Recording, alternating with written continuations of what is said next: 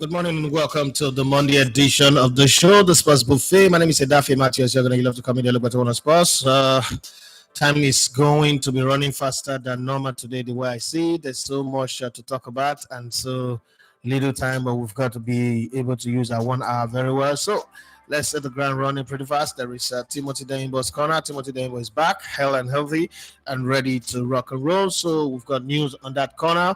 Remo Stars are out of the continent. I'm not surprised. I expected that. I told my team that that's going to happen. So I'm not one bit surprised. 2-1 at home in the first leg. I knew it was going to be difficult going to Morocco. But hey, football happens. You keep learning from this. And again, I thought that 40,000 naira match bonus for a team playing on the continent was really, really small. Let's be very honest. 40,000 naira, not dollars. 40,000 naira for a team, a Nigerian team playing on the continent. Damn, that money does look like recharge card money or data money. It's not even enough for data. Let's be very honest here. So I knew that was going to happen. I'm not surprised, but then they gave their best shot. They will keep trying. They say if you try and fail, don't give up, try again. So they'll come back again for it next season. But the thing is, they've got a good crop of players now. At some point, these players will get disillusioned, get tired, and want to move on. And there's so many things that happen in the beautiful world of sports that sometimes football, you're wondering where to start from. But my mother would say, start from wherever you are with what you have. So I'm going to apply that principle on this one and start from wherever I am with whatever I have. Okay. OGC needs still can't find a win. They drew 1-1 with Toulouse. You know that the only reason I'm talking about OGC needs is because I have a player there, and the interest on that player is getting me to talk. Okay, now they are looking for Moukoko as a player to sign. So there is a plan to sign Moukoko in the team and get him into that attack, as they are saying it, that the attack is not really functioning the way they want. Does that now steps down my little young player? Maybe. I mean, Victor Akpo obviously is not a senior player. He's one for the future. So they bring in Moukoko. I mean, I'm not going to wish them not to sign Moukoko. I'll be very happy if they sign Moukoko. So I'm not one of those who say, oh, they shouldn't sign him. No, why not? They should get him in. Bayern Munich, okay, wearing their jersey, you know that already. You know why? Bayern Munich won their game away from home, 3-2. Vincent Kompany is a defender in his day. Needs to fix that defense as fast as possible. Started this game very well. Started first by scoring. Jamal Musiala scored. And then before you could say Jack Robinson, there was a penalty and it was 1-1 Maya. And then Maya made it 2-1. And, you know, in the second half, and then you could tell that there was tension in the air. But hey, it is what it is. Before you could say Jack Robinson as well, own goal, and Kaminski made it 2-2 from an own goal, and Serge Gnabry made it 3-2 in the 82nd minute. I wouldn't say that Bayern have started well, but hey, it is what it is. They won. In the beginning of the season, I always say that the first 5 games, find a way to win, whichever way you can. However way you can, just find a way to win. And Liverpool won their game 2-0 again. And Chelsea roll back. Okay, it was the battle of two losers, two of the teams that played against the first and second from last season, who lost that games as well in the match they won. Match they won fixtures turned out to be an explosion. Okay, for the neutrals, it was an explosion. For Chelsea fans, I don't know what they were complaining about. But then Manchester United fans have a different experience over the weekend as they were beaten 2-1. Jesus, Brighton beat them 2-1. I don't know if I could wish them a bright week. Manchester United fan that I mean. I don't know if I can wish them a bright week, but Everton conceded 4 goals this time around, and it's not good. Everton can score to save their life.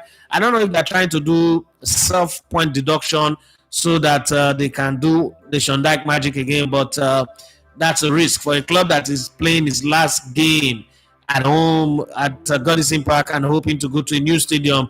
I'm thinking that they should give it a fight and give the fans something to remember on their final season. But the way it is right now, it's looking like they will start their new stadium in the championship. I don't know. Anything is possible. It's just 2 games into the season yet. Nothing to really argue about. In the Premier League, only 4 teams have a 100% record. Very, very fast.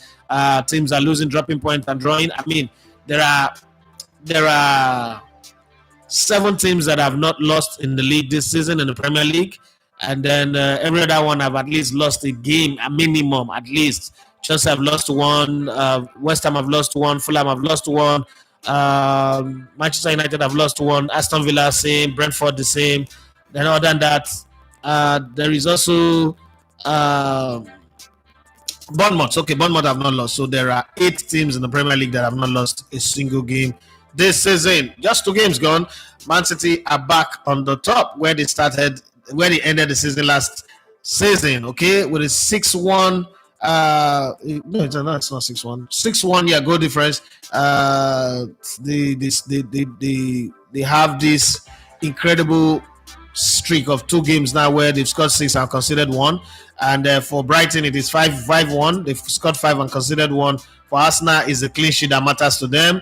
They've had it before, and they are trying to keep it going. What a great save by David Raya. I mean, everybody was saying last season that he just got a pile up clean sheet of the good work of the defense, and he didn't make any save. Well, he's trying to prove that wrong. 4 goals scored, none conceded, just the same as Alisson. Alisson made some double save in the game this weekend, and it was nice to see Brentford, try to give it a go. But then when you have Mo Salah, you have Diaz, it's always going to be difficult for you to overrun them. So they've scored 4, I've considered none. Yeah, Tottenham Hotspur have scored 5 and considered 1 already. That's all she wrote. Chelsea have scored 6, considered 4. Chelsea's midfield and defense need to sort themselves out. Like I said last season, Chelsea's problem has never been the attack. It's always been how the midfield and the defense coordinate and align themselves together. That's really the problem. I was saying it again. I mean, if the attack was a problem, as bad as people say Nicholas Jackson is, he scored 14 goals last season. Of the 9 seasons that Didier Drogba was at Chelsea,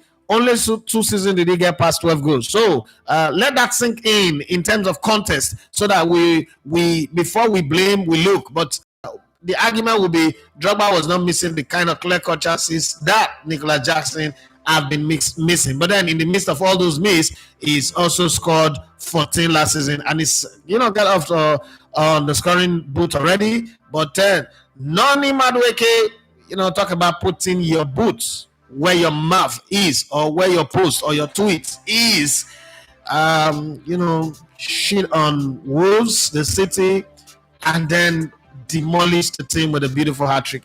Well, there's a whole lot to talk about. There is plenty to talk about on the show today. Many messages on my WhatsApp. We are going to deal with all that. And if you're on the YouTube live right now, drop whatever comment, whatever question, whatever ask you have. But it's the final week of the transfer window. This transfer window opened since the end of last season and through the Euros and everything. Now we are in rush hour. We're in night market time. I mean, one name that everybody felt was going to be the first out of the door after Kylian Mbappe's move to Real Madrid, and all the plenty talk of, he will go to Chelsea, he will go to Paris Saint-Germain, he will go to Bayern Munich, he will go to this one, even Barcelona, sometimes even back up in Real Madrid. Well, seems like the plane is sailing to Saudi Arabia. As it is right now, it's going to be the big, high-profile transfer to Saudi Arabia this window, because that's the only place where everything he asks might be able to get done. Who am I talking about? They say a whole lot, but let's start with Victor Osimhen, Coconut Head. The way it is right now, Al Ahly have come in to say, you know what? We will pay the 60 to 70 million. 60 million guaranteed and 70, another additional 10 million in add-ons. We will pay, right? But Victor Osimhen is saying, I don't want a loan. I want a contract that states that they will put a buyout clause that allows me to go out in the end of the 2025 season, or summer 2025, which is the end of this season, 2024-2025 season. My take on that is, Osimhen, you are asking for 11 million guaranteed per annum. And you're saying to the person that wants to give you that money, that just want to come in and run away. The person also knows that if he doesn't sign you, there is the likelihood that nobody will sign you, and you're going to be where you are, and you're not going to play football. Your stock will drop. The club that you're playing for will suffer. The fans will be against you, and you're still making this condition. I think, this is my opinion, I might be wrong, I think that Osimhen is asking for too much. There's too much clauses on it. With Paris Saint-Germain, you agree the deal. But then Napoli, I think this Napoli and Osimhen, they know what they're doing. Then Napoli was asking for 120 million because it's Paris Saint-Germain. But not only that, they're asking for some players to be added. Paris Saint-Germain said we're not interested. Then for Chelsea said no, let's price Lukaku deal separate. And let's do this Osimhen deal separate. Okay, we want him on loan with an option, not guarantee. Oh, Osimhen's team said, no, God forbid, Osimhen, we're not going on loan. Okay, good. That's a fine one, no problem. Right? But I still insist that Osimhen doesn't have a good agent. Yeah, because an agent works in two ways. He walks into a club and tell the club what they would be missing if they don't sign his player. But then he locks the door, sit his player in a room and tell his player, you are crazy if you do not accept this deal. As a matter of fact, I'm going to sign it for you and I'm going to put you in a crate like dead body and ship you down. Go and ask Zlatan Ibrahimovic what's it called? The late Mini Raiola told him in his Juventus or Barcelona deal. You understand? So you need an agent who could, not an agent who's your errand boy, who's so excited that he's even having a conversation with you and all that. An agent who really knows. And I mean, apart from Judo Delgado, I've really not seen any Nigerian player who's had a solid agent. Okay, all these agents are people who just wants to, make a little bit of money, be able to live the life, and then it's okay. Not really people who are career football agents who want to make something massive in it, who have a point to prove. Okay, because sometimes you have to do it just because you have a point to prove. And then there are other players in the mix. There is the talk of a swap.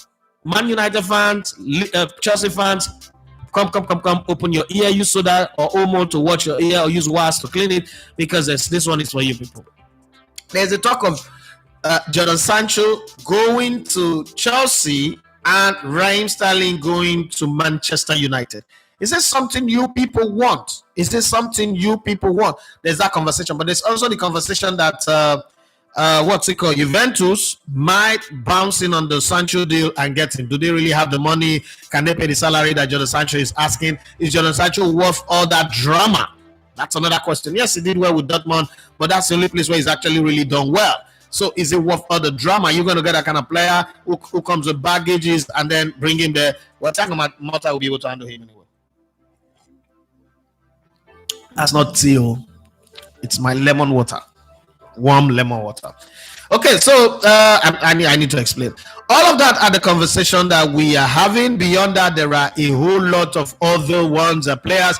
The multitude at Chelsea that are not wanted, the ones that have been declared persona non grata. Okay, it's a Latin word. Go and ask your lawyer friends what it means to be declared persona non grata.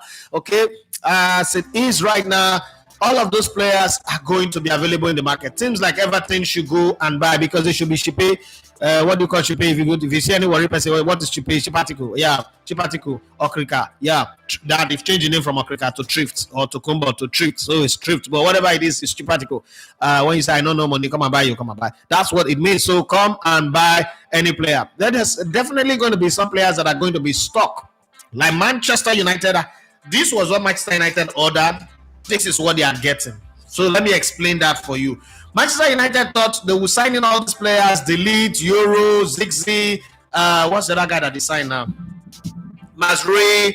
And then all of a sudden the floodgate will be open. Rashford will be sold. Sancho will be sold. Casemiro will be sold. Scott McTominay is going. Okay, and all these players that they don't want, even Maguire will go, and then they will get more money, they will sign more player. But right, listen. Not everybody wants your garbage. Not everybody is a recycler. Not everybody needs a manure to grow their product. Some people are growing Amazon forest and they have only big trees that can already take care of themselves. They have animals that are, taking care of it already. They don't need your manure, your waste. Okay, and that's exactly what the case with Manchester United is. And I think also that's the play that Chelsea is playing. To be very frank, with Chelsea, I think that they have a better team. Now, this is my take on it. They have a team that is always on their toes. They know that if all these players don't get sold, everybody will work. But the players, the way the football is this window, the real football clubs will show after the international break. After the weekend of September the 7th, 8th, and 9th. After that weekend, the following weekend, the real football clubs will show. The real players will show. Those teams that have surplus to requirement players, what they would represent in the team, you will see them. Some of those players that are up in their game now so that they don't skim them over to the under-23s and training loan department are going to now come back and show themselves, because some of these clubs have players who might go to international break and come back injured. How do you now go to the guy who you've said you have been declared persona non grata? Nino Brown, your soul is required in hell. How do you not say no? We're having a meeting in heaven. Come and be the guest speaker of the meeting. You know that kind of situation. Well, there is a whole lot of precarious situation with Manchester United, with Chelsea. Every other club does have their own thing. It was nice at the weekend seeing Ike Gundogan come back and to a resounding welcome. I've not seen Pep Guardiola do that, but then again, Pep Guardiola has shown us that he's got the ability to change. Ike Gundogan was the first signing that Pep Guardiola made at Manchester City. Watching him go last season was not his team, but Pep Guardiola have made it clear to everybody, I will never stand in the way of an unhappy player, no matter how important the player is. If he wants to go, you have to go, because keeping you is disaster. That's what happened when Man United decided to keep Rashford. We've seen that disaster. Anthony Martial. We've seen a lot of disaster with Manchester United anyway. And since Cristiano Ronaldo or is it Nani, Manchester United have really not signed a wide player that have come in and delivered. Everybody have been bad. Is it the players that are really bad, or it's Manchester United that is career destroyer? I mean, there's a whole lot that you can look into in the conversation. Wherever you are, you can join in on the conversation and tell me what you think. But let me go to Timothy Daimbo's plate and eat a little bit from there, and then I'll come back. While I'm there, drop your comment, tell me what you think about the games that went down the weekend, this week of transfer rush. This is the transfer rush hour. Tell me who is more likely to go and where are they going. What do you expect? What are the signings that you expect? For me as an Arsenal fan, thank God the Merino deal is done and sorted, unveiling this week. But I still think that Arsenal should not go and get a striker. Gabriel Jesus is injured. We hear that Nketiah is going to Nottingham Forest, so Arsenal is short in that department. I agree that Trossard come off the bench and scores, but Arsenal is still short on that department. Kai Havertz cannot be the guy who's leading the line, but I understand Mikel Arteta believing that goals can come from everywhere in the team, but you still need a potent striker. I mean, look at what what's it called? Erling Haaland represent for Manchester City. But how many Erling Haaland are there in the market? But then goals can come from everywhere is the belief. But then if you're losing Eddie Nketiah and you know that Gabriel Jesus again is back to his medical internship, why not get somebody to replace him and then start planning for life without Gabriel Jesus? It's not like you're replacing Eddie Nketiah. You're just planning for life without Gabriel Jesus. So your options are much. You're playing in the Champions League, playing the FA Cup, playing the Champions, playing in the league, and then the Carabao Cup is not important anyway. But then let's come to Rangers International. The Flying Antelope, as they are known, Rangers International, their coach, Fidelis Ilichukwu, expressed his satisfaction after his team advanced to the next round of the Champions League, despite a 1-1 draw in the second leg against US Zelemanju. With a 1-0 win in the first leg, Rangers secured their spot in the next stage. In the post-match press conference, Fidelis Ilichukwu shared that while he is pleased with the result, he believed the team could have done better. Rangers will play against Segranda Esperanza for a spot in the group stage. That team won their match and qualified with a 4-0 aggregate. So we would know if Rangers are ready. The Antelope are better be ready to fly. I'm planning to go to Enugu next month just to go do a little bit of techie training with their media team and see what happens. But let's hear from Fidelis Ilichukwu. Fidelis, Coach Kamara, let's hear from you. That's why it's football. Sometimes football is mystery, and I think most important thing is that we have advantage qualifying this group stage. That's the most important thing, because going backward is not going to solve the problem. I think we're happy for the fact that we are qualified for this stage. Waiting for as a coach, I must be worried because of not converting chances, which make football very important, because when you play, you don't score goals. It's no football. I think before this game, we did a lot of work in converting chances, thinking that is going to happen today, but we could not be able to score goal apart from penalty. I think we have hope. We'll still go back home I don't want to talk about the players we have lost after the MPF. That one has gone. The only chance we have is to make use of what we have and start working and see what we do to make sure we enter group stage. That is the work. That's the job that you've got. Make sure you get into the group stage. Whatever excuse, who left, who didn't leave, who's converting chances, who's not converting the chances. That's why you're paid to do the job. That's why in the first leg, after that match, you got $1,000 plus the extra that came your way. So you've got to live up and manage. I mean, it's not big money for a manager who's got dependents and all that, but it's going to happen. Let's go to AFCON qualifiers and talk to one man because the AFCON qualifiers is in 2-3 weeks, less than 3 weeks anyway. Super Eagles and Fulham midfielders got over the weekend. Alex Iwobi believe Nigeria has a lot to prove in their upcoming AFCON 2025 qualifiers against Benin Republic and Rwanda next month. Nigeria, who couldn't secure a win against Benin in the World Cup qualifiers, the World Cup 2026 qualifiers, are set to face them again after this match winning performance against Leicester. Iwobi spoke to Nigerian journalist Ayo Olu Ibidapo as AY Sugar, saying the team is determined to prove themselves and he has faith in their ability. Thank you very much, AY Sugar, for making that possible. But let's hear from Alex Iwobi. Of course, it's still all to fight for. We have a lot to prove. I always say we have a lot of quality in the team, but hopefully we can kick on and get the points that we need to qualify, because it's something that we all want to do, want to achieve as a nation. We have the players to do so, just have to believe and make things rounded. Of course, like the same way fans and everyone demands from us, we the players, we demand from ourselves as well, because we know the quality we have, we know how well we do for our club sides. We just have to bring that form on a consistent basis for Nigeria. And everyone believes, we all want to fight, and the Nigerian spirit is in us that we all want to win. So we'll go to the games and hopefully we can, like I said, get the points that we need. Well, talk is cheap. One thing is to talk. If you can talk like or tweet like Noni Madueke and deliver on the feed, that's no problem. I just don't think I've seen enough with the Super Eagles players, and I just don't think when it comes to the Super Eagles that they come wanting to play. They just come wanting to enjoy the freedom that comes with hanging around their friends, their family, some babes, and all that. And then that's all. This is my take. And consider it an insider stick, believe me. And I don't think that they come to the national team wanting to really give anything.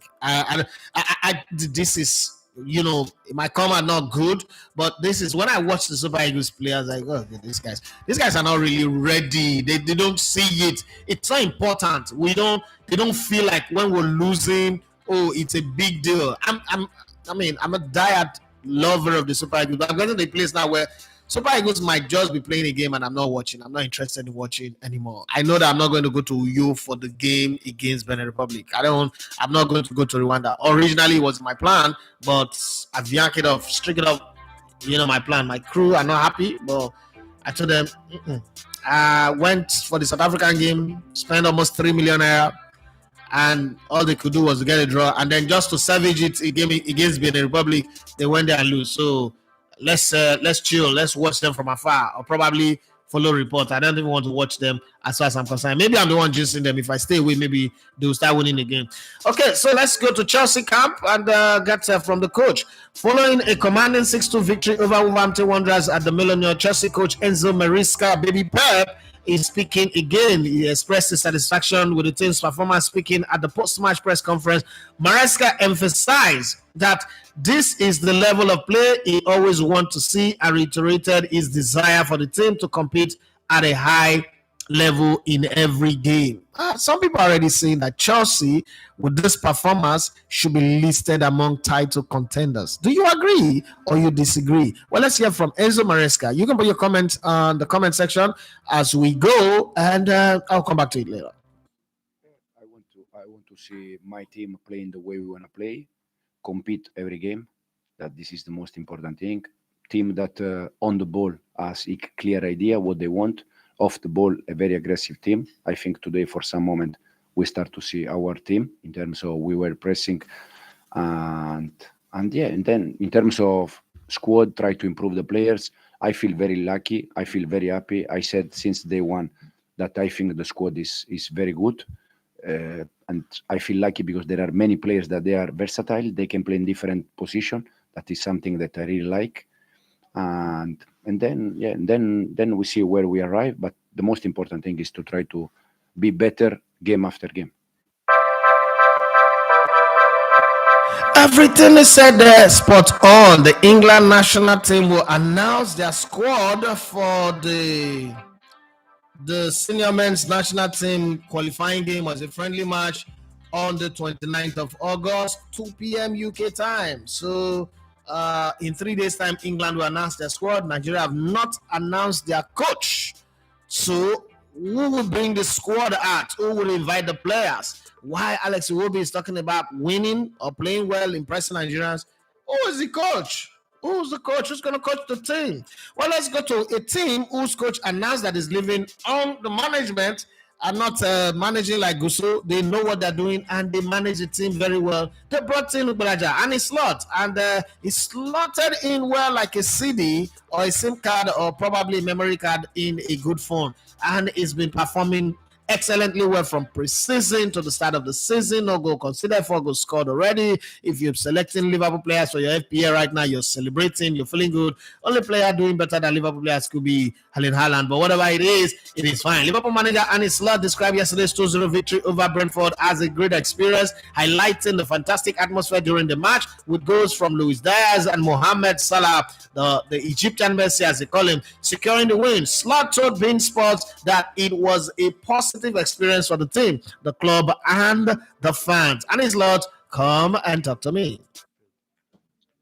I think it's only a nice experience if you win, and we did. So then it is a nice experience, and I think the fans loved what they see today. They love to see the work rate of the players. They love to see some attacks we had in the second half.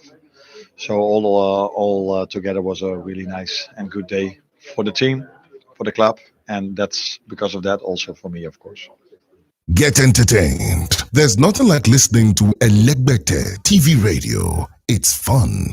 This is radio like you never heard before. Elegbete TV radio, the pathfinder for radio. Yeah, thank you very much, Arne Slot, for that. And I come to the transfer rumors now, the stories that are spiraling out of control. And fans are reacting to their teams' performance over the weekend. I'm also going to tell you what some of the fans across the globe are saying. But before then, let's look at the transfer stories, the rumors, the G's, the ones that are close to be done, the ones that are making offers, the ones that are asking for swap deals, and a whole lot of talk. And you as a fan, you have a say. So tell me what you think. I know people who don't want to see me, Chelsea fans who don't want to see me at their club, at Chelsea. People like Peter, people like my son himself. Yes, Osinhem, they don't want Victor Osimhen. So I was Osimhen will come and score 200 goals. Mikel Obi, you are on your own. And talking about Mikel Obi, he got a dose. He got a dose of Nicholas Jackson. And to be very honest, a lot of people like, oh, he shouldn't be saying that. He's not performing well. And in one corner, I'm thinking, if that was Cristiano Ronaldo that said that, it's okay, yeah, because he's performing. Ibrahimovic has said that it was okay. I think that sometimes any other person saying some things, you can take it. A player who in his days hates people talking about him, not talking about everybody, I just kind of like, I don't see it, I don't see the sense in it. That's my own with Mikel Obi. Like, I don't have a problem, but I just don't see the sense in it. Like, Mikel Obi, you don't like people talking about you. There's so many things about you that would have gone out there, but you would fight tooth and nail, you would grumble. Even your teammates, I mean, people who play with you talk about how you don't mess up, you don't mingle, you're always acting like you had a God complex among people. And even how that comes out. Let's say your other teammates now go out, like the Super Eagles teammates start doing podcasts and talk about all of those nonsense that you do. I'm not sure it will sit down well with Mikel Obi. Let's be very, very honest. If they pay the compliment forward, that's okay. Let somebody else talk about all of the shenanigans of Mikel Obi. For those of us who know, I know what I'm saying. It won't come out fine. So Mikel Obi taking on people, it's going to meet his mind. I've been on this job for 20 years. And it's not going to take time. There's going to be someone who will take on Mikel Obi and tell him his own story. It's coming. It's not me, but someone is coming very soon, and you could tell that it's coming, and that person might shut down the Mikel Obi podcast. Somebody might shut it down. Like, you know how when you're doing something wrong, but it is fun. I don't know how to explain it. You're doing something wrong, but it is fun. And because it is fun, you know how they say everything in life is funny when it's not happening to you. Okay. So this play that he's playing, this dance that he's dancing, the thing is, it takes two to tango. Very soon, somebody else will settle down and say, okay, this is the guy that I want to deal with. And they have the resources to get people who will talk shit about him. And I want to see how he can really deal with it. If he's got the skin to deal with it. Or he could also, funny enough, it could make him or break him. Because if he's got the skin to deal with it, it could make him go big. And his podcast will become big. But if he's not got the skin to deal with it, it's coming. It could come from Simon Jordan. There's just somebody out there who's going to take him on. I mean, people have not taken their time to remind him that Oga, all this Chelsea legend that you're calling yourself, you were sitting on the bench like on a regular basis. It's like Kelechi Iheanacho coming out to say that he's a Leicester legend or he's a football legend. Man, this guy, you have entire career on the bench. Not like it's bad. After Akano Akwa had an entire career, legendary career on the bench. Ole Gunnar Solskjaer, legendary career on the bench. But you see, people like that should be careful how they analyze other people, because you were not really all that, okay? You were not really all that if we want to, fact check things. Right, let's go to the stories that are making around. Chelsea are considering a move for Manchester United England winger Jadon Sancho, who's 24, and could look to include 29-year-old England forward Raheem Sterling in a swap deal. Chelsea has resumed talks with Napoli for Nigerian striker Victor Osimhen, 25, with the terms becoming more favorable to the English club, according to Sky Sports. Okay, selling Scotland midfielder Scott McTominay, 27, to Napoli will boost Manchester United pursuit of 23-year-old Uruguayan midfielder Manuel Ugarte, whose club Paris Saint-Germain are holding up £51 million. Manchester United thought if they delay, this money will come down. Saint-Germain are a rich club. They can decide not to sell him and still keep him. Nothing the power. So that's exactly what has happened. That's according to the ESPN anyway. Crystal Palace considering a move for Arsenal's England forward Eddie Nketiah, 25, after his potential switch to Nottingham Forest broke down once again. Nottingham Forest have submitted a third bid of 29.7 million for Feyenoord for Mexican striker Santiago Jimenez, since they couldn't get Eddie Nketiah, who is 23 years of age, which would be a record sale for the Dutch club. Napoli are hoping to sign Scotland midfielder Billy Gilmore from Brighton, with the 23-year-old set to have a medical this week. Celtic Denmark midfielder Matt O'Reilly, 23, is having a medical before his move to Brighton for what will be a record sale for the Scottish club. The amount not listed here yet, but they say it will be a record sale. I wonder what that amount will be. Manchester City are considering a move for 19-year-old Iceland striker Ori Åkesson from FC Copenhagen. Saw him play a few games. Fantastic player. Manchester City are doing the Odomitete now. Brazil winger Vinicius Jr., 24, has delayed a decision over whether to sign a new contract with Real Madrid until 2025, and with interest from Saudi Pro League. Okay, the Saudi thing, the Menalo is definitely doing something. Okay, so I had a small meeting with the Menalo. It does look good. So the signs are good. I might have to do one small interview with one of the coaches of the Saudi junior teams this week, or looking at it, and then that just might open the door for me to do the Saudi team. Saudi 2030 is not the goal, the visible goal. The idea is our YouTube channel. They told me, we like what you're saying, we like your ideas and all that, but you need to grow that channel of yours to the point where you become irresistible. We are not irresistible yet. That's exactly what came out of that meeting. I didn't feel bad. I feel very good that I could even sit in the room of a meeting with about 53 people in Zoom. I didn't know that Zoom can take that much people anyway. That a whole lot of people in that meeting, and we're talking about where Saudi Arabia is taking their football to, what their plans are, what they want from media. These guys are rich anyway. They have everything all planned out. They hope that by 2030, when the World Cup will be hosted in Saudi Arabia, the line, that's vertical vertical real estate will be ready, and the world will come in and visit and take a tour on in the city that does not have emission, no cars, nothing. Well, I mean, it would be nice to see, and it would be nice for me. The 20% of the work is already done. I didn't know 20% of the work, the groundwork is already done. So it's not like an idea anymore. It's a work in progress. So that's what I got from that meeting. Please, if you've not subscribed to our YouTube channel, do what to subscribe, and please click on the like buttons. I know that I say this all the time, but I mean, we have 51 people viewing right now, and there's 21, so there's a deficit of 30 people. Clicking the like button does not take your credit, does not take anything away from you. So please join in and help us grow, because we want to be able to reach that height where we're able to go cover this event, sporting event. But then sometimes when you put in for accreditation, let me tell you how difficult it is. If you're writing for a website, you get accreditation easy. If you are a YouTube channel, first off, your number has to be head shaking for them to even give you accreditation, for them to give you a pass, for people to agree that they want to do interview with you. So the only way we can achieve that, if you guys help us to grow to that place where we become irresistible. Right now, we are not even attractive. That's the fact. It's the truth. People don't like me saying it, but we're not attractive enough to move the eye of the needle and make people say, okay, let's give them a shot. I mean, I was just privileged to have somebody like Enefe Ogudobog on the other side, in the Saudi side, who's now been employed, Nigerian Olympiad, who's been employed to be the director of the Saudi Arabian athletics team, and he's coordinating with them very well.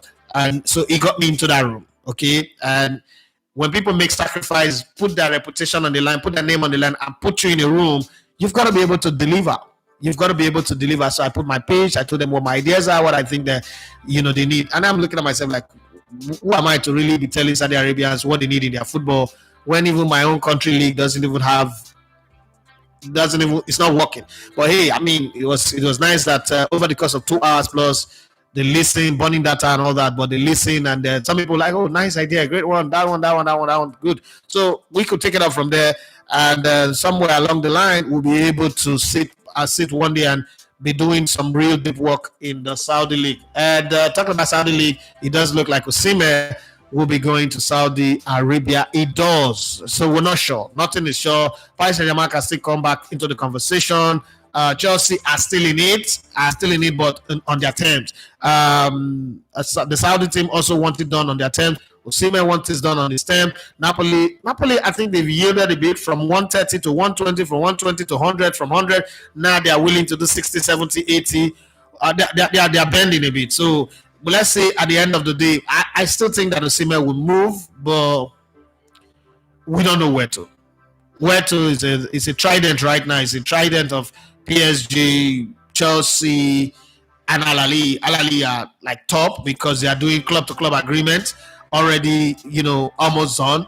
But player-to-club agreement not sorted out. For Chelsea, club-to-club agreement not clear.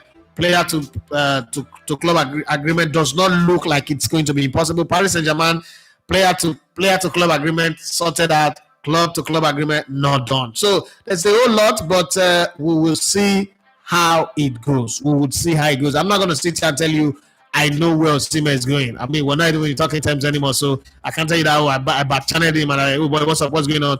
I don't know where he's going to go. I don't know what's going to happen, but we're going to follow the news. One of the things is on the field, Victor Osimhen is a beast. The fact that somebody has bad attitude does not remove the quality that is on the field. That boy is a beast. Anybody who gets him gets a goal scoring machine. If he stays away from injuries and all that, fine. I, for one, do not think he will flourish in the Premier League. That's just my own. I do not think he will flourish in the Premier League right now because of Chelsea, the way the team is. And I also think that John Obi Mikel is making things difficult for Osimhen if he's going to go to that Chelsea dressing room, because now John Obi Mikel have created enemies among players in that Chelsea dressing room without him knowing it, knowingly or unknowingly, and then you come in and everybody will just say that, oh, your countryman is selling you to the club. Yeah? You're the guy that they say will come and score 200 goals. Okay, come and play the ball, let's see. And that could just be unnecessary problem.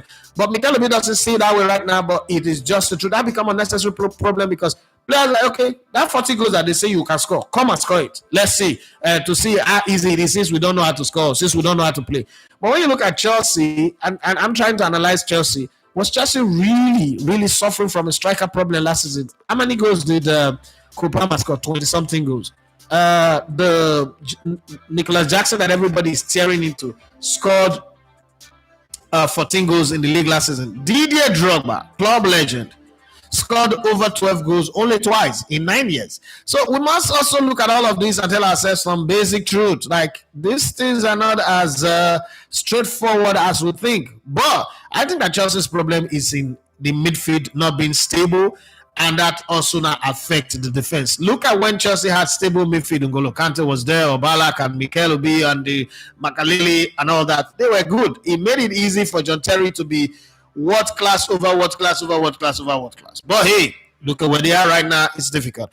Barcelona have pulled out of the race to sign Manchester City and Portugal fullback João Cancelo, who's 30 due to the 21 million pounds asking price. Okay, I said it's not going to happen the other time, but people said I was beefing. Manchester City are willing to accept offer for Portugal midfielder Matheus Nunes, 25. Okay, that kind of same as the player. Following the return of former German midfielder Ike Gundogan, 33, from FC Barcelona. That's how bad you can be when you're 25 and a 33-year-old player is regarded higher than you. Oh, God. Yeah. West Ham are ready to offload England midfielder James Ward-Prowse. Once upon a time, this guy was the guy who gets it done from the distance. But now, they're tired of him. Before Friday's transfer deadline, who's going to get him? Liverpool could make a move for Sporting Lisbon Portugal defender Goncalo Inácio, 22. While Bayern Leverkusen's Ecuador defender Hincapi, 22, is also a target. That's all the transfer rumors and stories. Let's jump into what you guys are saying, what's going on in your side. It's sad to see that Remo Stars have been knocked out. I'm not surprised, but it's still sad. I'm honestly not surprised when the first leg ended 2-1, and I put all the factors around the team together and like, okay, yeah, winning bonus 40,000 naira. That's not enough motivation to say let's go and die there, because these are the moments where you say, you know what, let's give them something that will make them say let's go and die there, something that is irresistible. But then it's like, that's like money you give people when they play preseason friendlies, not continental games. When you play, the reason why teams qualify for continental is the size of the bonus. The bonus that comes in. Jesus Christ. That's why you want to go there and say, oh boy, because most players, not everybody will go to Europe. So you know that when your team qualifies for the continent, you're going to make that money that will automatically help you buy land, that will make you invest in properties. But if 40,000 naira is what you're getting for playing on the continent, my brother, I'm going to lose, come back on, come relax. There's no motivation. I'm just telling you how players think. You might not like it. The sound of what I'm saying might not be pleasant to you, but it's not sweet talking that changes things. It is fact. I'm telling you how players think. I've been in that position. I've spoken to players. I spent all my life in and around footballers, and I know what salaries is not big deal for footballers. So it's not big deal. Salary will come now. Whatever I agree to earn as salary, it will come. But you see that thing called bonus, winning bonus. That's what players really live for, because it is the winning bonus that help them to save their salary. It is the winning bonus that sustain their whatever lifestyle they want to keep going, and then they can keep, piling up that salary somewhere, knowing that I need to have a house, I need to have a car, I need to send my children to school, those ones that are married, I need to take care of my family.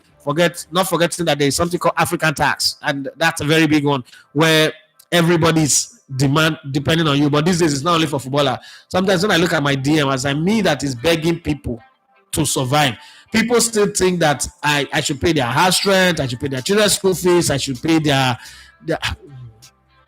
hospital bills and all the rest, and then the one for food, that one you must give. When it comes to food, sometimes because somebody reach out to you and tell you that just give me 3,000, 5,000. Even if you don't have, you have to look for it and give to the person, because sometimes food is something you just have to do. I wish I could be doing food giveaway, but I don't have the resources to do that right now. Madiva Scott says, good morning, big boss. You are doing great. Thank you very much. Please do well to subscribe to the channel. Chris LM is saying, good morning, boss. Good morning to you. Let's just start this one with too many greetings. Let's get in on the conversation. I know they watch other people's channel. I saw that they do greetings. Nigerians are not too great. Sure. Toasting Leon, they say, good morning, house.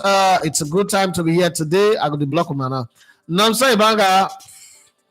I can't leave all this Chris LM says heading to Saudi will not be best of movement for him, as it is going to reduce his chances of being one of African greats.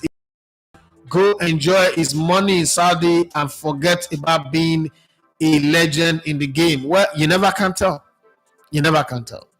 And then Chris LM went on to say, as for Rashford, it's time for him to leave. The future doesn't look bright for him anymore at United. Tosin says Saudi is the likely destination for Victor Osimhen with the wage request and unwanted situation at Naples. EPL club might not be able to afford his wage demand, so Saudi is the likely destination. And then Tosin went on to say, I see Ivan Toney making a move away from Brentford as the club would want to cash in on him. Yeah, the same club that wants Osimhen also wants him, Al Ahly of Saudi Arabia. So that again also puts Osimhen's position in a very, very precarious position. What I mean by that is when Chelsea was looking for a striker, first they went for Morodion, did he get him? And then they went for João Felix. Now, the reason why João Felix signed for Chelsea is because of George Mendes.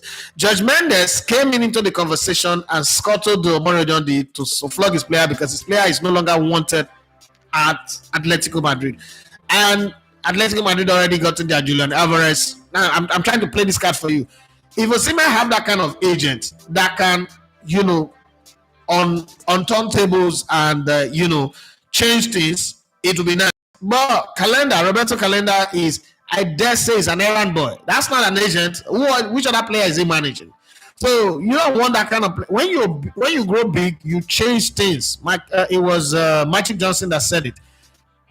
I can negotiate with you at this level, but when I go high to this level, you have to meet me. I'm not going to come down to you. So let me give you a good example. Sadio Mane signed up for Bayern Munich, and through my connection with Bayern Munich, I reached out to Sadio Mane. I reached out to Bayern. I would like to Sadio Mane. I want to talk about some of the things that he's doing in Senegal and African football. The legendary Sadio Mane is Liverpool time and all that, and they were happy. They said, okay, yeah. I mean, you've done quite a lot of work pro bono for us. We can facilitate this. So they facilitated it. But then they also told me, we don't have 100% of his image right. That means that he's got a team who you have to pass their red tape and their scrutiny. And then they put me through to them, give me email. We communicated via email. They requested for my channel. I did. So they told me to send forward samples of the questions that I would like to ask. And before you go into that, you already prepared yourself. So I sent a full brochure of what I'd prepared for the interview, the whole details, and they were shocked because I know Sadio. I've researched his grandmother, Sadio Mane's grandmother, his family, everything, his parents, where he went to school, where he played street football, the distance he was walking, like Tawawoni to go play youth football, how he went to Europe and all that. So they were very, very impressed. They're like, nobody's really come at them with this much detailed ask. But then I asked for my channel link. Okay, send us your channel link. Let's look at what you've done and all that. They check it again. They said, okay, you've spoken to some big people, David Dean there, this one there, that one there. Fine, fantastic African footballers. I also shared what I did with athletes on my podcast. They were happy. But there was a caveat. Says Sadio Mane would not be able to do an interview for a channel that does not have a minimum of 1 million. But for the work that I have done, even if I didn't have 1 million, if I had 500,000 subscribers, they would have done it. Got so. There's a lady on the conversation we did, the Google meeting. There was a lady in the conversation. I just said, she, for what I've done and for the fact that it's Bayern that is introducing me and they've seen what I've done with Bayern, Bayern have also shared a lot of the work, the videos that I've done for them. They would have loved to do it, but the numbers are too low. If they want to make the list of concession, 250K would have been nice. I don't have it. That's a Sadio Mane for that time. So sometimes it's about the power that you control. And when you look at the agent of Victor Osimhen, it doesn't have that kind of power. That's my point. That's why I'm making this illustration. I think that if you have a power block agent within this transfer season, there are clubs that would have agreed to the deal. Victor Osimhen is not like pretty much the most expensive deal to do. There are still players that are earning 350K. There are still players that are earning 400K or 300K. Victor Osimhen is on 253. There are players that are earning 15 million. There are players that are earning 16 million net per annum, and he's on 11 million. So it's a doable deal. I just don't think he's got an agent that understands the dynamics of walking around within the inner circles of the club and then brokering deals. That's very, very important when you talk transfer, when you want to make transfer happen. Unfortunately, it's just his form, his goals, his numbers that are speaking for him. But you've got to have an agent who can speak for you. But it doesn't mean that all doors are closed. I still think that Victor Osimhen will move because, I mean, what will he benefit? What gain would Napoli get if they keep Osimhen and they're going to be paying him £253,000 every week and he's not playing regularly for them, which I think he will eventually get to play if he doesn't move. But what would they gain? They're not playing in the Champions League. They're not making money. You have Lukaku. You're not. I mean, it's going to be a bit crazy. It's going to be a bit crazy. Victor Osimhen is faster than Lukaku. Lukaku, I don't want to argue that he doesn't have goals in him because his statistics, his record are very good. I'm not going to be foolish to argue because Osimhen is my countryman. No, I'm not going to make that argument. But in terms of the way they play, we'll see. I mean, if a coach likes you, he angles his team to fit you. So we'll see how it goes. But let's keep our fingers crossed and see. Tosin Lemade say, I see I've Anthony. Okay, I think I've read that one. Eze Patrick say, the referee for the Remo Stars game is the elder brother of the referee that officiated the Liverpool versus Spurs game last season, whatever you say. Sebastian Inede say, I expect Arsenal to get a striker in, especially now that Jesus is injured. Again, I hope so. I hope they do. Even if they don't, I think if they can get somebody. I think this is if I'm Arsenal, this is the time I'll make a play for Nico. I'll make a play for Nico like completely, or probably even go for Leroy Sané. And it's crazy that I'm thinking this way, but I think after this season, if Martinelli doesn't raise his game, he should be sold. He should be sold. But I'm not going to blame Martinelli that much because I know why Martinelli's game is like that. What a lot of people don't look at when you look at the Arsenal team is that this channel, the right-hand channel, is completely balanced.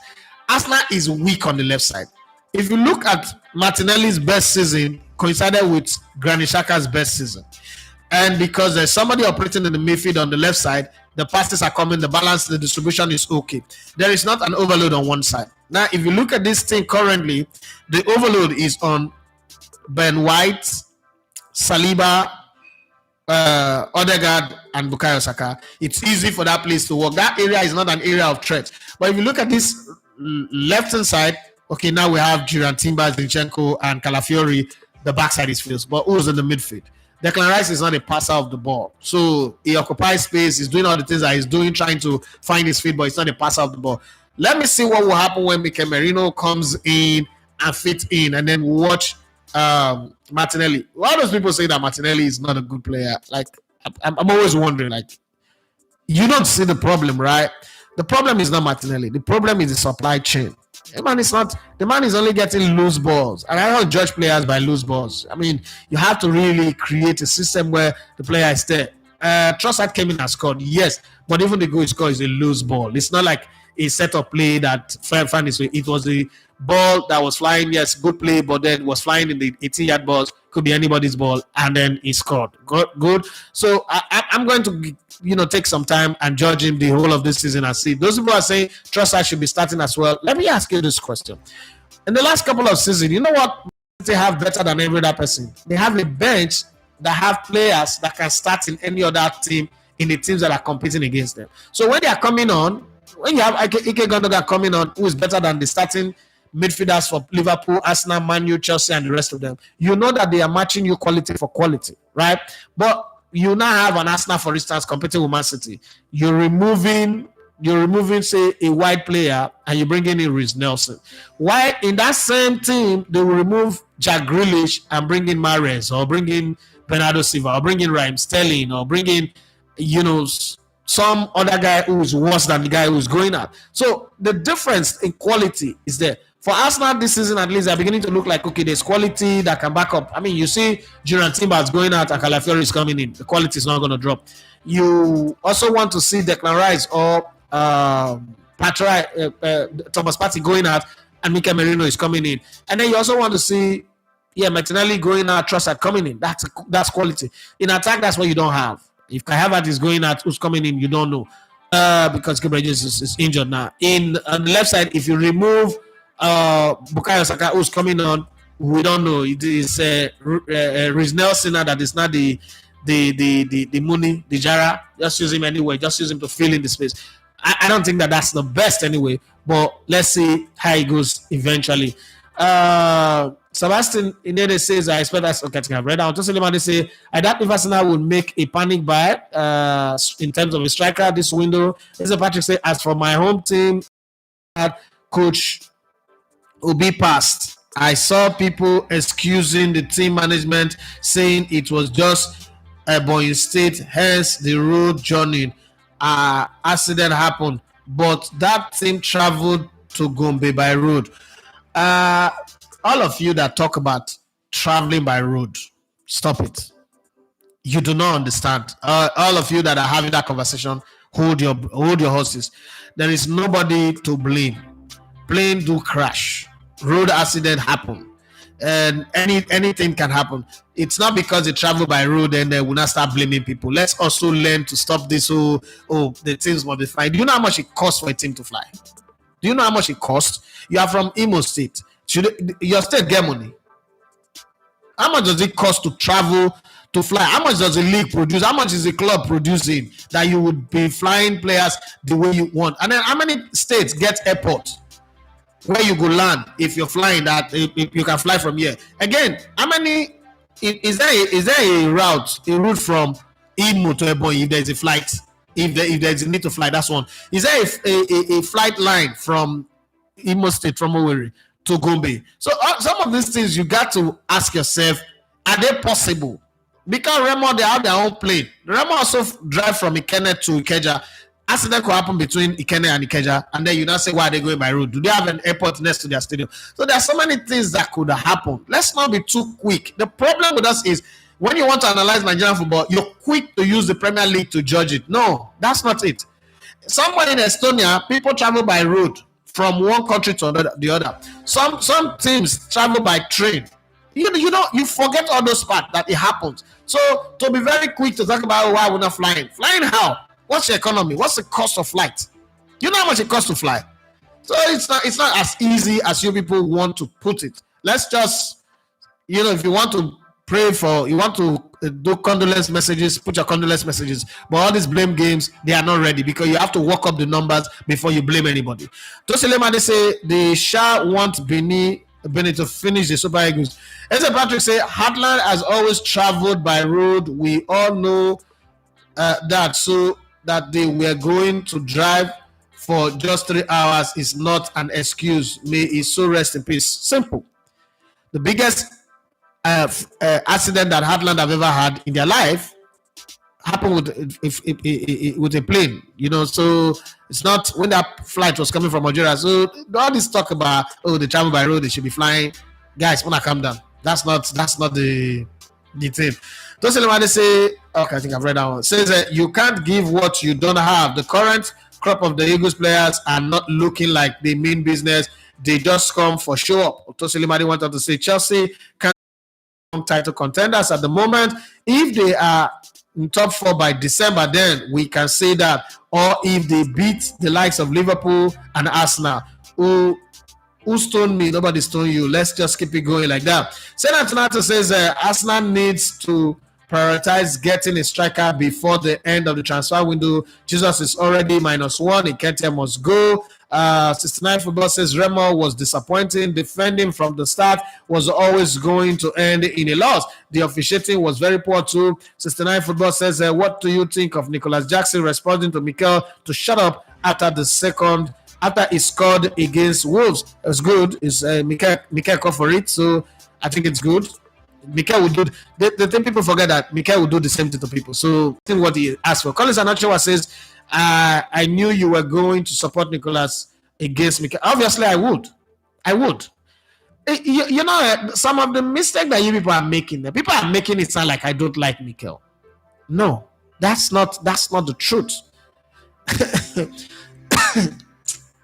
I just laugh. Well, I've heard a lot of people say this thing.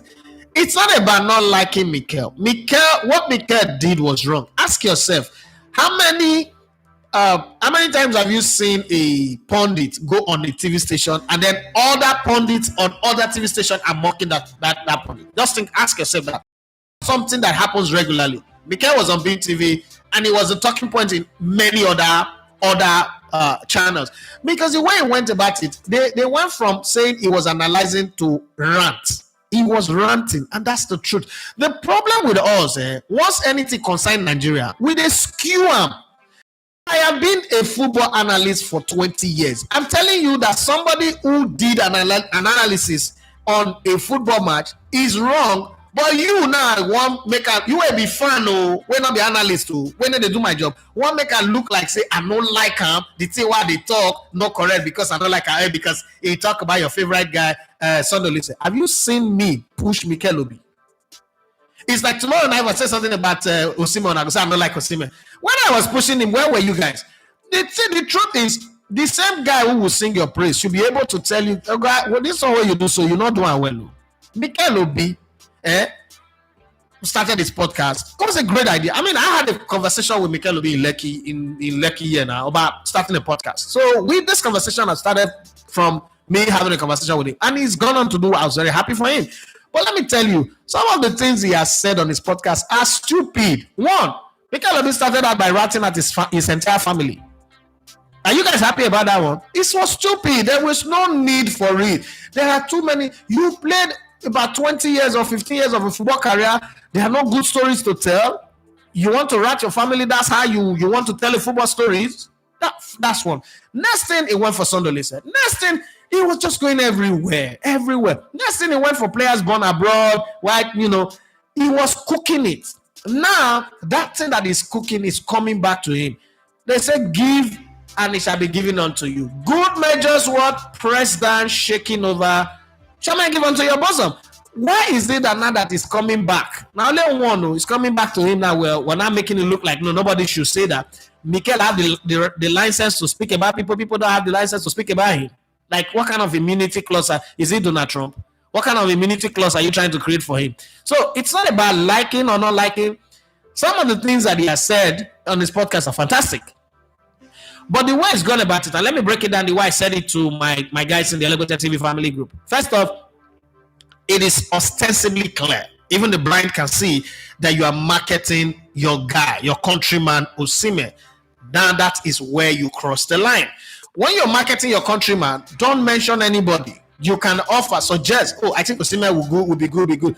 You threw Nicholas Jackson under the bus. He's a young player. He's a young player in a massive team. I'm sorry to say, but Chelsea is a massive team. And Chelsea are going through the craziest turnaround ever in football. There's never been this type of turnaround. Hostile takeover, hijacking, kidnapping of the football club, new owners who are doing crazy things, coaches coming and going. Toboli and Co have been here for how many years? They've not been there for up to 4 seasons. But they've had Graham Potter, they have Frank Lampard, they've had Pochettino, now they have, what's his name? Enzo Maresca. And then they have players for the very first time in football history. We have a club having 45 plus players. The coach is telling you that I have only 23. The other ones are not even on my list. So these players are in a shark-infested water fighting for their life. They play one game, first match against Manchester City. You analyze the game and you throw the young kid under the bus. This guy is fighting for his confidence. He scored 14 goals last season. Your greatest player in your era when you played in this team scored past 12 goals only twice in 9 seasons. So what are the metrics to even judge that this Nicholas Jackson is a bad player? There are no metrics. There are no factual metrics. This same team also produced the best young player of the season, as bad a season as they had, and he scored over 20 goals, meaning that they were creating chances, meaning that they were scoring goals. If one player in the team scored over 20 goals, another one still had the chance to score 14 goals, you cannot throw them under the bus. It is wrong. You now go back to the structure and talk about the structure. Do they need a Victor Osimhen? Obviously, they need another striker if they feel so. Chelsea can still do without signing another striker, and they'll be fine. They have Joao Felix, they have Nicholas Jackson, they have Cole Palmer. What do you really want? You want 8 strikers the way they have 8 goalkeepers already? No, let's be honest. So going on Bean TV and ranting the way he did was wrong. ask yourself this question. If an Italian ex-footballer went on TV, Sky Italia, and was ranting about Napoli needing a striker and saying that Osimhen is not good enough, how would you people react? Because sometimes when we do this, what is good for the goose is good for the gander. But we always know because he's a Nigerian player, we should insulate him. No. Analysis is analysis. Look at the problem, provide solution, but don't throw nobody under the bus. But this one you did. Now, if Mikel Obi was not a Nigerian, and he said that's an opening. It's an open-ended thing. That okay, it's fine. But you can't be selling, because what you are practically doing is you're marketing your countryman for the club that you played for. And you cannot. You came into this club as a young player and it took time to settle in. Another young player is trying to grow now. You are trying to kick him out of the club and bring in your own. If you still bring in down Osimhen, don't you know that you're already creating problem for him? But you should see past the small picture and look at the big picture. I don't think that anybody sent Mikel Obi to do that. You can say, okay, the club need a striker. If they get a striker, they get their heart together. There's a way you play with words, and it works. But to throw one person under the bus because you want to create room for your guy, that's crossing the line. And then whatever comes back, this is just a taste of the iceberg. More is going to come. I guarantee you that for free. Because the Mikel Obi that I know will arrogantly reply, Nicholas Jackson. This is where the problem will start. Collins and Sancho will say, what did Mikel say that is not true? That's the foolish thing. You see, not every truth is expedient. It's life. Not every truth is expedient. Some truth you hold it back because of the position. It's called the modicum of information. Because of the position, the sensitive position that you are in. One, you are a club player. You have history with the club.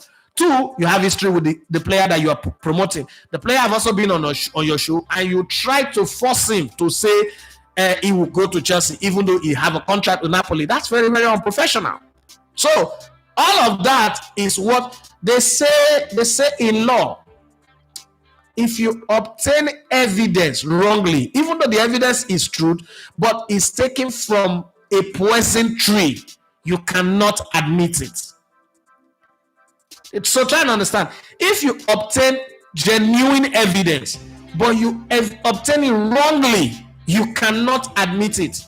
Mikel Obi is speaking from a poison tree. There is an agenda to his conversation. So what is coming back to him is it. Jola Olu says Mikel Obi talks too much. He needs training on how to handle discussion. A podcast. The attention he is getting on his podcast is deceiving him. He is walking on dangerous ground. People don't understand. You see these people with the Hilam, so and at them will still eventually. They don't understand. I've been in this game long enough. I was this play with Mikel Obi this, so I don't did it before. And I'm right. At some point, you got to realize that no, you're making more harm. You're creating more harm than good. Tosilema, they say it's so sad that some people don't evaluate situations objectively. The question I asked a guy arguing with me about my view on Obi, he said because Obi was an ex-footballer, that is right. Okay, now you know. Collins and Sancho said Mikel played under so many managers. If he was not good, they all wouldn't have kept him. Okay, that's your point. Fine. Tosilema, but they kept him. He kept playing on the bench, right? Tosilema, they says Collins Obi might be good at playing and very poor at analyzing the game. I feel he is doing a PRO for Victor Osimhen. In doing that, rubbishing Jackson. I'm not a fan of Nicolas Jackson, same as I am. I'm not a fan of Nicolas Jackson. But hey, the way he goes about it is bad. But the guy is still growing. Latifat Okbayami say good to be here today. It is bank holiday here. Oh, that's true. Let's bank holiday in the UK. You know, this bank holiday, I know they know how Unati they decide that, but they always fall for Monday, that's one thing. And why did they call them bank holiday every time bank holiday? Like, is it the holiday where bank they give now free money? That's the part that I don't know. Latifat, can you explain that to me? Oh, time is up anyway. Julian Oluwakemi says, what's your take about this whole Victor Osimhen transfer issue? Lent is demanding 500k. No, it's not. Let's not lie now. Weekly salary to move to Chelsea. No. So this is what Victor is saying to Chelsea. Chelsea actually, what Chelsea is doing is we have these players. We will need this guy, but we're not sure of what we'll get in, like injury wise. Okay, so that's what I got from the inside scoop that I was able. I'm not Fabrizio, so I'm not going to be able to get scoop every day. So I'm not going to do a show based on that. So they're saying, why not take him on loan and see how he adapt to the English game this season, especially with the club that is in transition. And if he does well, we cannot sign him on. But to take the gamble of say, okay, 253 or 260, Victor Osimhen was asking for 300,000 actually, 300,000. But he said he's not going to go lower than what he gets right now. He wanted 12 million per annum, right? But he's on 11 million per annum, which is really not bad money for if you know that Marcus Rashford is earning 350 at Manchester United, and then Raheem Sterling is on 350 as well. But they are moving him on. That's the reason why they are moving him on. Now, that's what he's asking, not 500,000. 500,000, that's much now. Come on. So, but Chelsea are saying, okay, let's get you on loan, give you that money. But Napoli are not happy about that because it means that Napoli will pay part of the money. They don't want to pay part of the money. But if push comes to shove, if that's hard to get the burden off their shoulder, break this their yoke, then they will get the anointing that breaks the yoke and shift it. So they are open to that. But Osimhen's camp are saying, no, he can't go on loan. If you want to even take him on loan, there must be a condition that you must buy him. And these guys like, no, we don't want to do that. That's like putting us under pressure. They're a rich club. That's putting us under pressure. That's how they got off the conversation. They were there on it, one hand on it, but then they went on to go look for Moredon. From Moredon, they got Ija Felix. I said something before the Chelsea game yesterday. I said the greatest thing that can happen to Osimhen is for Chelsea to lose yesterday. But unfortunately, they are playing Wolves. Wolves cannot defend to save their life. So if Chelsea go on to win, it's going to be almost impossible. And if they win well by scoring goals, they would say, okay, but we have strikers who can score the goals. What's the big deal? Joao Felix have not even come to the play yet, and we're scoring goals already. Let's move on with it. If they don't do this deal now, Osimhen is out of this conversation for them. So it's going to go like Saudi Arabia. Paris Saint-Germain also open, but look, you see how they started? First game against Le Havre, they were 4-1. Second game again, they're winning. So they're looking at themselves like, what are we really missing? Why it is easy for Paris Saint-Germain to do an Osimhen deal is that the salary that they will pay Messi, Neymar, and Mbappe is enough to cover all of this. But what Napoli was not asking from them was what was bad. Probably Paris Saint-Germain came to the conversation too early. And that time, Napoli was feeling comfortable that no worry, there are a lot of clubs that are looking for striker. That time, Manchester United have not bought Joshua Zexi. So many clubs that look for strikers, that's going to happen. But right now, it's not looking like it's going to happen because some of the clubs who you would have thought would need a striker, Liverpool, don't even have that kind of money and they are scoring. Arsenal doesn't look like they are going to go again. People are forcing the rumor, sponsoring rumor from behind the scene. It's not happening. The only two clubs in Europe that are really looking like they will do it, it's Paris Saint-Germain and Chelsea. But Chelsea will not be pushed into doing something. And when you're looking like you're supposed to go to a club and the position you're going to fill, some other players are already feeling it, and the guys that are there before are also doing well. You gotta ask yourself, where am I really going to come play here? So in Paris Saint-Germain, the same thing. So eventually he might go to Saudi Arabia, but no, he wasn't asking for 500,000. Whoa, 500,000 pounds a week. No. Raji Moshood say, I'm very much disappointed in Osimhen as his agent. They are on serious not getting him a top club in Europe for an African footballer of the year. Is this how bad they can't sell his brand for clubs? Let me not say anything. Ugu Franklin say, good morning, boss. Good morning to you. Good one for Chelsea and Enzo Maresca. I hope he builds on this, and I'm so happy for my team, Liverpool. I love the fact that we control our game now. We are still work in progress, though. I won't lie. I'm super impressed with Liverpool. Like, super impressed. The way the coach is coming, it's not just the way it's coming anyway, but the way Liverpool are playing. Liverpool are playing and they have the game in their hand. Like, okay. I know people say, oh, let's wait till they lose and see how they will react. People like to see that. They control the game, the tempo of the game. They don't burn energy too much. They don't need to kill themselves to win games. They just know, okay, if we're going to raise the tempo of the game, we know what to do. We know what to do. You know the old Ayers, when Ayers was dominating, they'll leave you, burn yourself out. If they want to score, they'll go and score one. They'll come back again, push the ball around and all that, give you the ball sometimes to have you trying to threaten them, and you displace yourself out of position. They knock you on the counter again, and they go and score. I think I love what I'm seeing of them. I wasn't expecting this much. I mean, I'm one of those who predicted that they were going to fall off the top four. I'm not saying they're in the title race right now, but 2 games and what I saw in the preseason, Liverpool have been nice. let's be fair to them. They've been very, very nice.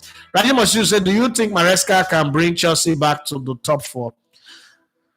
I said it last week and I'm not going to say it again. Chelsea have a squad that can compete for that top four. They have a squad. I think I'm one of my ranked outsiders chance of the team that can take that Aston Villa slot. So there is Man City, there is Arsenal, there is Liverpool, and then Chelsea. Because Man U, against Brighton, they show that their problem, they've not fixed it. Forget all the signing. They've not fixed it. Man U problem, I said it last season, I'm going to say it again. Man U problem is not players, it's coaching. Man U's problem is coaching. Bobby would not agree with me, but it is coaching. The coach does not know what tactics to deploy, how to select his players, who to start and who not to start, how to arrange his players, and that's a problem. And so they are not going to. But then Spurs, Anja Postecoglou can just be a clog in the wheel for Chelsea. Chelsea just needs to win. Like, all those teams that are below them, like not on their standard. Chelsea is still a big club, like I keep saying. That's why it's hard to banter them. Chelsea is still a big club. They've got a big squad. The advantage they've got with this overbloated squad is the fact that if they go through this window and players are not sold completely, they can have a reconciliation meeting and say, you know what, they can field a strong 11 in the Carabao Cup. They can field a strong 11 in the FA Cup. They can field a strong 11 on the Conference League they are playing, and that continental. And then in the league, they can also have a squad that will prosecute it and prosecute it very well. So Chelsea is not one of those teams that you would write off completely. They have a squad, a bank of squad to deal with, a congregation to run a crusade on. Olafat says, good morning, boss. Good morning to you. If only Osimhen can reverse the wheel of time, he would have gone back to time and take the Saudi offer that he received before now. Sometimes life is like that. You will not be able to go through every door that is open for you, but make sure that there are doors that are always open. That's the prayer. 69 football say 40,000. Okay, that's not good. Yes, that's what they pay them for the win at home. Olafat say, new engine but same old vehicle with durability, speed, efficiency, and body for Manchester United. Oh God, you mean, Sha. Speaking about agent, George Mendes is busy hawking his own players. João Felix is having same issues as Osimhen, but he's got a good deal for him. Olafat say, boss, looking at it tactically, Arteta recruitment is mainly on the left hand side because definitely he sees that position as a weakness. Martinelli was all on his own without a partner. Yeah, obviously that's it, because that side is weak. That's Arsenal's weakest link, and that's why they are flooding it with the kind of players that will fill it up. Now what is missing is that player in the middle that will connect Timbers or Calafiori with Martinelli or whoever plays on that side, so that there is as much impact coming on the left hand side like they have on the right hand side. I will tell anyway, we'll see how it goes on that one. Nosa Ibaga says it's really painful to see Remo Stars exit the competition with the way they play on the home front. One just wish they would replicate same on the continent again. Questions the quality of our league. Nosa Ibaga says it will be just sounded like say not be the same Super Eagles way we know. Talk is cheap. Paul Obi Dede, I greet you, sir. He says, good morning, Mr. Edefi. Please, I want to know why we don't have a coach for the Super Eagles up now. Does it mean that we don't have money, or the people in the helm of affairs doesn't know better? I don't tell them that this thing like forever. Nigeria get money, but on the side they lie. So I hate to even talk about the coaching situation with the Super Eagles. We don't have money. Now, this is what is happening. When Amaju was there, he could run out and use his network of friends and, get sponsorship and bring in money to pay. You understand me? Or get somebody in. This guy, Gusso, is afraid to go, because you cannot just start a conversation with the coach and tell the coach that we'll employ you, but we'll not be able to pay you from now. So he's delaying to the point where the Ministry of Sports, the Ministry of Sport will not get angry as, okay, we want to go and employ a coach for you like they did in Cameroon. And then once anything goes wrong, look at what he did with the Finidi George thing. When they employed him, he said, we did because we listened to the fans. We listened to the people. What the people say is what we did. In other words, he absolved himself of responsibility. When Finidi George, the result didn't go well again, they created a storm that made Finidi resign. Right? Now, you can see that is the height of irresponsibility in leadership. Now again, they've been throwing names and watching how the fans react to it. some of those names we know that Nigeria are not going to employ them. The reason why you let Pesero go was because he was asking for 150,000. You are not throwing names of coaches that will ask for 300,000. Even when we hear there's a rumor that Avi Renard was willing to work with 125,000, you still could not employ him because that's the money you will pay him. Now the rest is it will bring in 5 backroom staff. You will not pay them, let's say 50,000 or 20,000. When you sum up together, you see at that 300,000. My brother, how we want to pay the money? But I keep saying these things, and Nigerians look at me like, we get money. Why is it that we're talking like this? Make una Nigeria. Make una Nigeria so that we not go get problem. Raji Moshud says, do you agree that nationality as a Nigerian is part of what is making Osimhen this slow compared to if he was no. Let's not be everything that they throw Nigeria under the bus. It's not nationality. I think that there are 2 things that is the problem here. One, Napoli and Osimhen hand quick show. That's one. Antonio Conte and Napoli shouldn't have made that statement that Osimhen surplus requirement, because what you have not done is you have damaged the goose. 2, Osimhen doesn't have a good agent, and I'll say it from now till the kingdom come. Robert Calendar is an errand boy. It's not an agent. Tosin and me talk him, and then they fear to talk him. Osimhen fit vex, but an errand boy. Osimhen is a kind of guy who likes people around him to be listening to him. You know, power needs control. Power without control is chaos, is anarchy. Right? Osimhen, with the kind of money he have, that's power.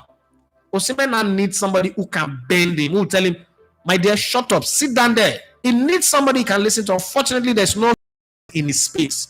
Now, Calendar will only do what Osimhen wants because he gives him the, I'm hanging out with this guy. He's more of a celebrity agent. And then there are not too much. So, in agency, it's about the contacts that you have. Who can you call? Not who can call you. Because who can call you would forget to call you. Have other people to talk to. But who can you call and say, hello? Agents are people who club presidents and club directors owe favors. Hey, hello. I remember that conversation we have. So if you help me sign Osimhen, I'm going to help you get a marketing deal with this company that will come and do one sponsorship deal with you. That's trading. Horse trading in business. Unfortunately, Calendar is not that guy. Calendar is cutting his teeth with a player as big as Osimhen. Check Calendar. Which other player is he managing? Who is he selling? Osimhen is too big to have an upcoming agent managing his brand. But that's the kind of person Osimhen would like because he likes to hear the sound of his voice. So, this market now have proven that. In the market, it's not about the player. Morata moved in this market. John Felix, dead player, moved in this market. Julian Alvarez, great player, moved in this market. I mean, it was, people say he doesn't play. It was the 4th highest capped player for Man City last season. All of these guys are moving in this market. But he's not moving. You know why? His agent cannot jump on a private jet. Doesn't have. On a private jet or charter, you know what? I'm going to go and meet this guy. Because club presidents are not people you meet in a bar. They're not people you meet in economy class. So, if you call a club president or a football director, you should be able to say, my private jet is flying in at Heathrow. Can we meet so place? 1 5-star hotel. Calendar not get that kind of resources. And Osimhen not be the kind of guy if he throw money around. So, those are some of the things. There are a lot of factors here that is holding this day that is beyond, here we go. Let's get excited. Somebody show me John August tweets that last week. I see here we go, and a lot of people are engaging, and somebody say, if you go and learn from him, you see, he knows the truth. I laugh. John August is my guy, like my guy for life. But you see, I don't take for this job small. I don't take. And I have teammates who are in Italy. I have friends, people in Italy as well that I talk to. I'm not doing transfer show because I do not have the network to give you every day, because you have to do that in every day. But on this deal, it go hard. There's still the possibility of it happening. I'm not saying it's not going to happen. There's still the possibility of it happening. But you see that result of Chelsea this weekend just made it a lot harder. You see the way Paris Saint-Germain are playing, because look at this. 2 weeks ago, Nice said when Terry Murphy popped his ACL, they said, let's promote Orakpo up. They lost the first game 2-1 to stupid goalkeeping error, but they were not converted chances. Yesterday, they drew 1-1. Now, OGC News have now decided, Ineos have now said, you know what, let's buy a striker. We can't be battling relegation. This club cannot go down. Let's go and buy a striker. We can't depend on these young players. Let's go and get a striker. because they were losing. Imagine if Osinhem won the first game and won the game yesterday. You think they would be looking for Mukoko? So that's the way this whole transfer machine works. So Chelsea will be assessing themselves and say, we have Joe Felix. He has not even started scoring, and we're already scoring 6 goals in a game. We can take it. We'll lose to Man City. Anybody will lose to Man City. Anybody will lose to Man City, and it's not a big deal. This same Man City scored 4 against Madrid 2 seasons ago, so it's not really a big deal. So we can take that one. But this one now, we have players who can. So the aggressive conversation on Victor Osimhen will not simmer down. Paris Saint-Germain, the same thing. Saudi Arabia, here we come. Oh, here we go as my guy, they talk, as Fabrizio Romano, they talk. So there is a whole lot, but I do not want to believe that because he's in Nigeria. No, that's taking it really too far. Rajimo says Mikel is just getting tongues wagging. He is chasing clout to his channel. He wants the media buzz on him, something he never did playing this. Jackson has a right to react. I love to say exactly, boss. Is this reply by Jackson will come up everything